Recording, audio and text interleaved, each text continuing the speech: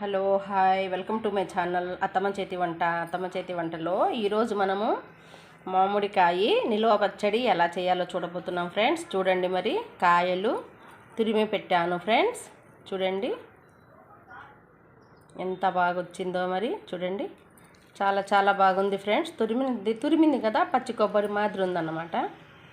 చాలా బాగుంది ఫ్రెండ్స్. ఇలా తురిమి పెట్టాను. 1 కేజీ మామిడికాయ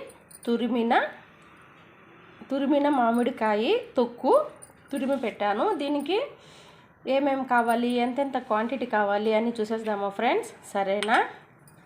ఓకే, చూడండి. మరి మిరప్పొడి, ఉప్పు, ఆవాల పొడి, మెంతుల పొడి, పసుపు, ఇంగువ.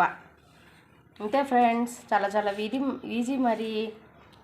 మరి కేజీ మామిడికాయకి ఎంతెంత కావాలి, మిరప్పొడి అది ఎంతెంత వేయాలి అని చూసేద్దామా ఫ్రెండ్స్. చూడండి, మరి పావుసేరు మిరప్పొడి, పావుసేరు ఉప్పు, 100 గ్రాములు ఆవాల పిండి, 50 గ్రాములు మెంతి పిండి, 2 స్పూన్ ఇంగువ పౌడరు, 1 స్పూన్ పసుపు.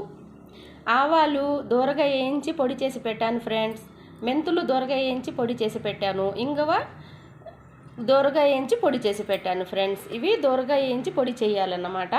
సరేనా? ఇది మసాలా.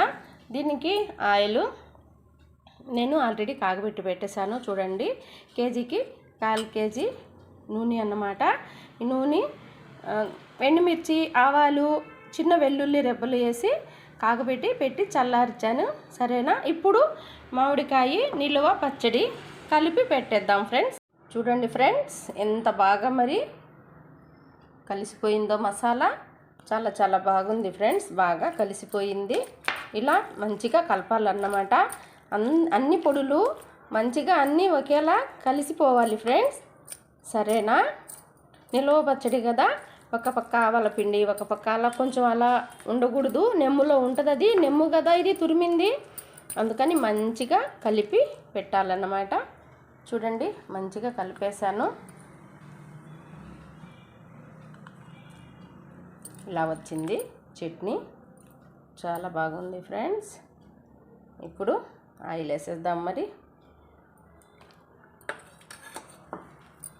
చూశారు కదా ఫ్రెండ్స్, మామిడికాయ నిలువ పచ్చడి ఎలా మంచిగా తయారైపోయిందో.